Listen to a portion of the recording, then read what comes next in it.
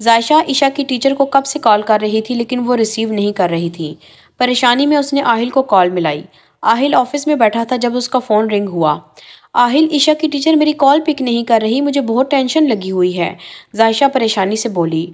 फिक्र क्यों कर रही हो, मेरी बात हुई थी उसकी टीचर से, वो बिल्कुल ठीक है। लेकिन वो अभी मेरी कॉल पिक क्यों नहीं कर रही, प्लीज़ आप उसे कॉल करें। अच्छा तुम परेशान नहीं हो, मैं करता हूँ कॉल। ओके अभी करना। ओके बाबा अभी करूँगा, चलो अब रखो फ़ोन।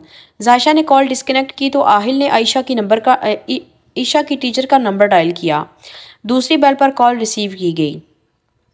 मेरी मिसेज़ आपको कई बार कॉल कर चुकी हैं, आपने रिसीव नहीं की। जी मैं कुछ मसरूफ़ थी इसलिए कॉल रिसीव नहीं कर सकी, उसने बहाना लगाया। ओके मेरी बात ईशा से करवा दें। टीचर ने ईशा को मोबाइल दिया जो अब खुश कपड़े पहनकर बैठी थी। हाय पापा, कैसा है मेरा बच्चा? पापा मैं ठीक हूँ, आप कैसे हैं? तुम्हारे पापा भी ठीक हैं। अच्छा ये बताओ सब ठीक है ना, कोई प्रॉब्लम तो नहीं? नहीं पापा सब ठीक है, कोई प्रॉब्लम नहीं हुई। ईशा ने अपने पापा से कभी झूठ नहीं बोला था लेकिन वो ये बात उसे बताकर परेशान भी नहीं करना चाहती थी। पता नहीं तुम्हारी मामा कितनी परेशान हैं। लेकिन क्यों पापा, मामा को क्या हुआ? तुम्हारी वजह से परेशान हैं। तो पापा आप उन्हें बता देना मैं ठीक हूँ। अभी बताऊँगा तभी उसे सुकून मिलेगा। ओके पापा अब हम खाना खाने लगे हैं, फिर इस्लामाबाद के लिए निकलेंगे। ओके अपना ख्याल रखना, ठीक है? ओके पापा मिस यू टू मेरा बच्चा। ईशा ने कॉल डिस्कनेक्ट की। जोहा घर बैठी अरहाम के बारे में सोच रही थी। वो किसी न किसी तरह उसे इस बदनामी से निकालना चाहती थी। कब से वो मुख्तलिफ प्लान सोच चुकी थी जिससे अरहाम बेकसूर साबित हो जाए, लेकिन एक भी प्लान उसे दुरुस्त ना लगा। रात के वक्त आर्यान और अलाया घर पहुंचे। उनकी बिगड़ी हालत देखकर महावीरा के होश उड़े। ये क्या हुआ तुम दोनों को? महावीरा परेशानी से उनके करीब आई। वो आंट अलाया से उन्हें बताया ना गया। हाँ बोलो क्या हुआ है, और तुम्हारे बाजुओं पर ये जख्म कैसे? महावीरा ने अलाया के बाजुओं पर जख्म देखे जो नीचे गिरते हुए लगे थे। कुछ नहीं हुआ मॉम, सब ठीक है, आर्यान ने कहा। ऐसे कैसे ठीक है, तुम्हारी तो शर्ट भी फटी हुई है, तुम्हें भी जख्म आए हैं। मुझे बताओ आर्यान क्या हुआ है तुम दोनों को? आंट वो हम खाई में गिरने वाले थे लेकिन अल्लाह ने बचा लिया। क्या? ये क्या कह रही हो अलाया बेटा? महावीरा को यकीन ही नहीं आ रहा था कि उन दोनों के साथ इतना बड़ा हादसा हो गया। महावीरा का सर चकराने लगा। आर्यान ने उसे पकड़कर सोफे पर बिठाया। मॉम क्या हुआ, आप ठीक हैं? अलाया ने जल्दी से टेबल पर पड़ा पानी का गिलास आर्यान को दिया और आर्यान उसे पानी पिलाने लगा। मेरा बेटा, वो आर्यान के सीने से लगी रोने लगी। मॉम मैं ठीक हूँ, आपके सामने हूँ, क्या हो गया है आपको? वो उन्हें तसल्ली देने लगी। तुम्हें कुछ हो जाता तो तुम्हारी माँ का क्या होता? वो आंखें साफ करते हुए बोली। मैं हमेशा आपके साथ हूँ मॉम, प्लीज़ मत रोएं, मुझे अच्छा नहीं लग रहा। महावीरा ने अलाया की तरफ बाजू फैलाए तो उनके गले लग गई। आंट प्लीज़ मत रोएं, नहीं तो मैं भी रो दूंगी। उसने महावीरा के रुखसार साफ किए। तुम दोनों जल्दी से फ्रेश होकर न्यू कपड़े पहनो, मैं शुक्राने की नफल अदा करके आती हूँ और आज ही बिलाल को कहती हूँ कि तुम दोनों का सदका दे। ओके मॉम मैं जा रहा हूँ रूम में, प्लीज़ अब परेशान नहीं होना।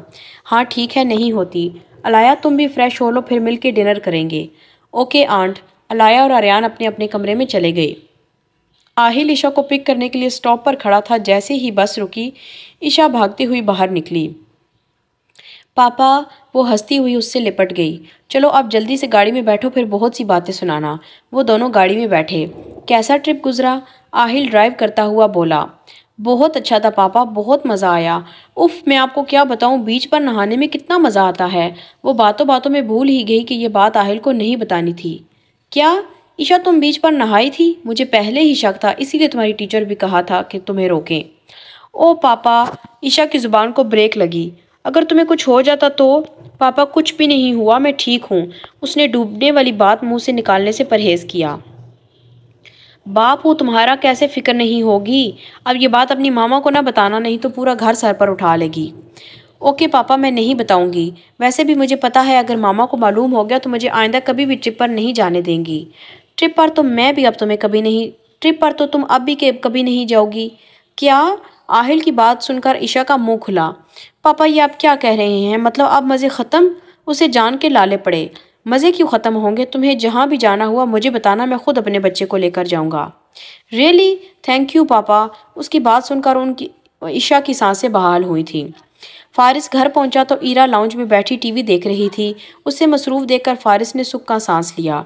ईरा ने टीवी से नज़र हटाकर फारिस की तरफ देखा तो हैरान हुआ। भाई मेरा नहीं ख्याल आज बारिश हुई थी। वो उसके आधे भीगे कपड़ों की वजह से बोली थी। बीच पर एक बच्ची डूब रही थी, बस उसे बचाने पानी में गया था। वो टेबल पर बैठा। क्या वाकई ही और वो बच्ची अब ठीक है? इरा परेशान हुई। ठीक ही होगी, मैं तो उसे निकाल कर आ गया था, वो लापरवाही से बोली। भाई आप अपना भी ख्याल रखा करें। क्यों, मुझे क्या हुआ है? ठीक तो हूँ मैं। फारिस हैरान हुआ। कहाँ भाई, उम्र निकलती जा रही है आपकी और आप शादी करवाने का नाम नहीं लेते। मुझे भी शौक है कि आपके छोटे छोटे बच्चे मुझे फूफो कहकर बुलाएं। इरा की बात कर सुनकर लाउंज में फारिस का कहकहा लगा। क्यों हंस रहे हैं? आप हमेशा अपनी शादी की बात टाल देते हैं। उसने मुंह बसोरा। अरे मेरी गुड़िया, करवा लूंगा शादी भी, परेशान क्यों होती हो? उसने इरा के सर पर प्यार से हाथ फेरा। कब करवाएंगे आप? पूरे 32 साल 3 माह के हो चुके हैं। तुम क्या सारा दिन मेरी उम्र का ही हिसाब लगाती रहती हो? फारिस को हैरत हुई, क्योंकि मसरूफियत में वो खुद भी भूल गया था कि उसकी उम्र कितनी है।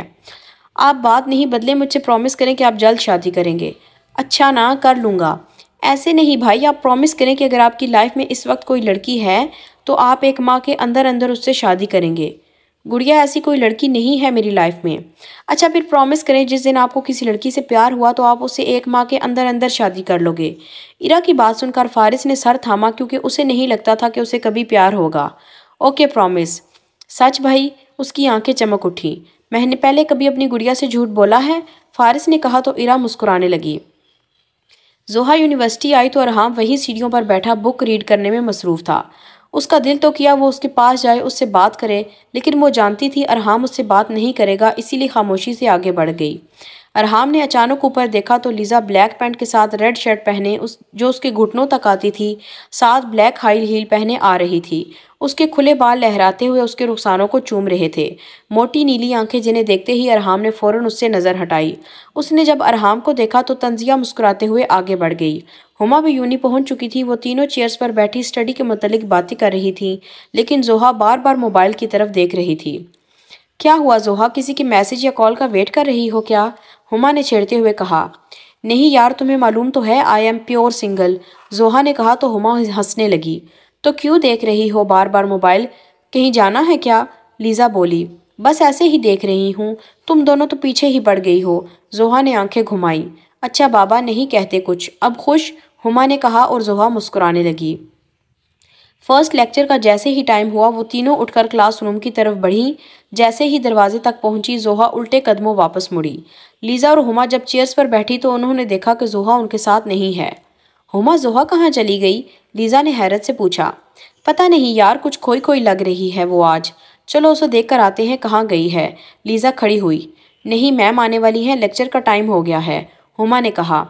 हुमा, अभी उठो और साथ चलो मेरे। लीजा उसके सर पर हुमा खड़ी हुई और वो दोनों क्लासरूम से बाहर निकल गईं। अब उसे कहाँ ढूंढेंगे, मुझे तो कहीं नजर नहीं आ रही, हुमा ने दूर दूर तक नजर घुमाते हुए कहा। वो रही। लीजा ने जोहा की पुश देखी, वो केमिस्ट्री ब्लॉक की तरफ जा रही थी। ये जोहा केमिस्ट्री ब्लॉक की तरफ क्यों जा रही है? हुमा, जल्दी चलो मेरे साथ। लीजा को इतना मालूम था कि केमिस्ट्री ब्लॉक में सिवाय अरहाम के उनका कोई जानने वाला नहीं है। केमिस्ट्री ब्लॉक में तो सिर्फ अरहाम ही है जिसे हम जानते हैं। तो क्या जोहा अरहाम से मिलने जा रही है? हुमा ने लीजा के साथ तेज तेज चलते हुए कहा। अभी बस जल्दी चलो, मुझे देखना है ये मैडम क्या करने वाली है। लीजा की छठी हिस्स कुछ गलत होने का बता रही थी। जैसे ही वो अरहाम के क्लासरूम वाली गैलरी में दाखिल हुई तो उन्होंने देखा कि जोहा अरहाम की क्लास में दाखिल हो गई है। ये क्या, क्लासरूम में तो लेक्चर हो रहा है और जोहा क्लासरूम में क्यों गई, वो भी अरहाम के? हुमा ने हैरत से कहा।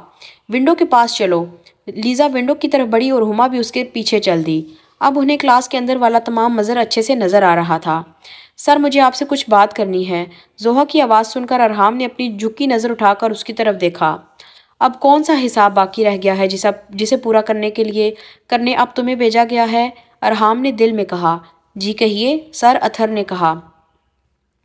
सर, एक दिन पहले एक लड़की आपकी क्लास में आई थी। वो बात करते हुए हिचकिचा रही थी। कौन सी लड़की? सर ने कहा।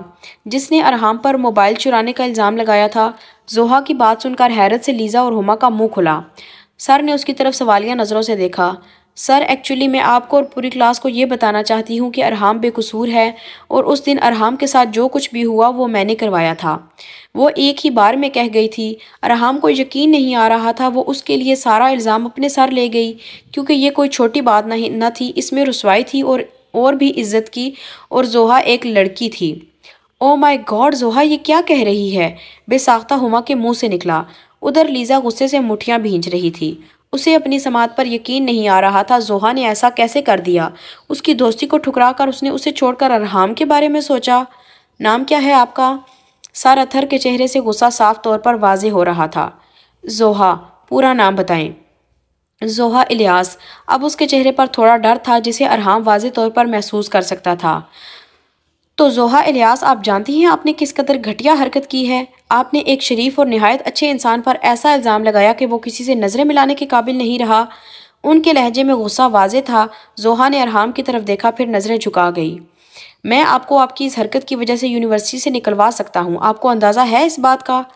आई एम सॉरी सर, वो नज़रें झुकाए बोली। सॉरी मुझसे नहीं, अरहाम से करें, जिसे आप जैसी लड़की की घटिया हरकत की वजह से इतना एम्बेरस होना पड़ा। जोहा ने अरहाम की तरफ देखा, वो भी उसी की तरफ देख रहा था। उसकी नज़रों में हैरत थी। वो वाकई ही लीज़ा के साथ शामिल नहीं थी, उसे अब यकीन हुआ था। लेकिन वो सारा इल्ज़ाम अपने सर क्यों ले रही है? इस बात की अरहाम को समझ नहीं आ रही थी। आई एम सॉरी अरहाम, प्लीज़ मुझे माफ़ कर दो। जोहा के यूँ कहने पर लीज़ा का गुस्से से चेहरा सुर्ख हुआ और उसका कामयाब प्लान जोहा ने नाकाम कर दिया था। इट्स ओके, मुझे आपसे कोई शिकवा नहीं, अरहाम ने कहा और सभी स्टूडेंट हैरत से उसे देखने लगे। सर अतहर को भी हैरत का झटका लगा। अरहाम ने इतनी आसानी से उसे माफ़ कर दिया था, लेकिन वो ये भी जानते थे अरहाम किसी को शर्मिंदा नहीं कर सकता। इज्जत देना और इज्जत लेना सीखें, अब आप जा सकती हैं। सर की आवाज़ पर जोहा क्लासरूम से बाहर निकल आई। जैसे ही उसकी नज़र लीज़ा पर पड़ी तो वो थोड़ी परेशान हुई। लीज़ा पाँव पटकती हुई वहाँ से निकल गई और हुमा वहीं खड़ी रही। जोहा उसके पास आई। जोहा, तुमने ये क्या किया? सारा इल्ज़ाम अपने सर ले लिया। लेकिन क्यों, किसके लिए? वो हैरत से बोली थी। अरहाम के लिए, जोहा ने कहा। क्या? लेकिन क्यों जोहा? आखिर वो कल का आया लड़का जिसे तुम जानती भी नहीं, तुम्हारी बचपन की दोस्त लीज़ा से बढ़कर कैसे हो गया? उसके साथ गलत किया गया हुमा, और ये तुम भी जानती हो। वो तो इतना सादा लड़का है कि उसकी इस पूरी यूनिवर्सिटी में एक भी लड़की दोस्त नहीं है। लीज़ा को अगर उससे बदला लेना ही था तो किसी और तरीके से लेती। महज उस पर पानी गिराने की इतनी बड़ी सजा दी लीज़ा ने उसे कि उसे सबके सामने रुस्वा कर दिया और उसके किरदार पर कीचड़ उछाला। कि हमारे माँ बाप, हमारे टीचर्स ने आज तक यही सिखाया है हमें? तुम अपनी आंखों पर पट्टी बांधकर उसका साथ दे सकती हो, लेकिन मैं नहीं। अगर लीज़ा ने अब अरहाम के साथ कुछ गलत किया तो मैं वो इल्ज़ाम भी अपने सर लूँगी। वो जितनी बार अरहाम के साथ जो करेगी, सारे इल्ज़ाम मैं खुद पर लूँगी, लेकिन अरहाम जैसे मासूम लड़के को रुस्वा नहीं होने दूंगी। वो बोल रही थी और हुमा आंखें फैलाए उसे देख रही थी। जोहा को अपने पीछे किसी नफ्स के होने का एहसास हुआ। उसने पीछे मुड़कर देखा तो अरहाम उसी की तरफ देख रहा था। वो एकदम से घबरा गई, यानी उसकी सारी बातें वो सुन चुका था। फ्री होने के बाद आना, हुमा ने कहा और वहां से चल दी, क्योंकि वो जानती थी अरहाम उससे बात करने आया है। अलाया फ्रेश होकर लॉन में घूम रही थी। आज मौसम काफ़ी प्यारा था, धूप भी नहीं निकली थी। आर्यान घर के अंदरूनी दरवाजे से बाहर आया तो अलाया को टहलते हुए देखा। क्या कर रही हो? वो उसके पास आकर बोला। कुछ नहीं, बस चहलकदमी कर रही हूँ। अलाया ने रुख उसकी तरफ किया। आर्यान ने उसे ऊपर से लेकर नीचे तक देखा, क्योंकि अलाया इसी ड्रेस और सैंडल में मलबूस थी जो आर्यान ने उसे गिफ्ट में दिया था। लगता है एलर्जी का असर ख़त्म हो गया है। मुस्कुराते हुए बोला तो अलाया भी मुस्कुराने लगी। हाँ, धुलवा लिया है मैंने। अलाया की बात पर आर्यान ने हंसी दबाई। तुम्हें पाकिस्तानी ड्रेसिंग पसंद आई है तो बताओ, तुम्हें शॉपिंग करने ले जाता हूँ। नहीं, इसकी ज़रूरत नहीं। ज़रूरत क्यों नहीं है? मुझे नहीं लगता कि तुम जल्दी मेरी जान छोड़ने वाली हो, इसलिए मान जाओ, कर लो शॉपिंग। आर्यान की बात पर अलाया ने आंखें बड़ी करते हुए उसे देखा। क्या मतलब है तुम्हारा, जान नहीं छोड़ने वाली? हाँ, सही तो कह रहा हूँ। जब से आई हो पूरे घर में फारिग टहलती हो। पता नहीं कौन सा टारगेट दिया है अंकल ने तुम्हें जो फारिग रहकर पूरा करना है। आर्यान ने दांतों तले लब दबाया। जी नहीं, ऐसी कोई बात नहीं, मैं बस सही वक्त का इंतज़ार कर रही हूँ। और ये सही वक्त कब आएगा? आर्यान ने उसकी तरफ गहरी नज़रों से देखा।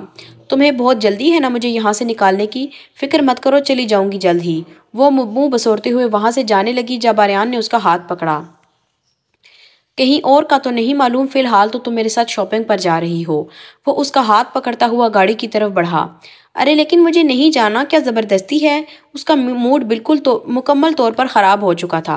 आर्यान ने गाड़ी का दरवाज़ा खोलकर उसे अंदर बिठाया और ख़ुद ड्राइविंग सीट पर आकर बैठा। उन्हें देखकर वॉचमैन ने गेट खोला और गाड़ी स्टार्ट करके बाहर निकल गया। अब आर्यान ड्राइव कर रहा था और अलाया मुंह बनाए बैठी थी। क्या हो गया है? मजाक कर रहा था। मुझे तुमसे कोई गर्ज नहीं, मुझसे बात मत करो, वो शीशे से बाहर देखती हुई बोली। मुझसे गर्ज नहीं तो और किससे है? आर्यान के लहजे में शौकपन वाजे था। आर्यान, मुझसे बात मत करो और तुम ये ज़बरदस्ती मुझे शॉपिंग पर ले जा रहे हो, मुझे नहीं जाना।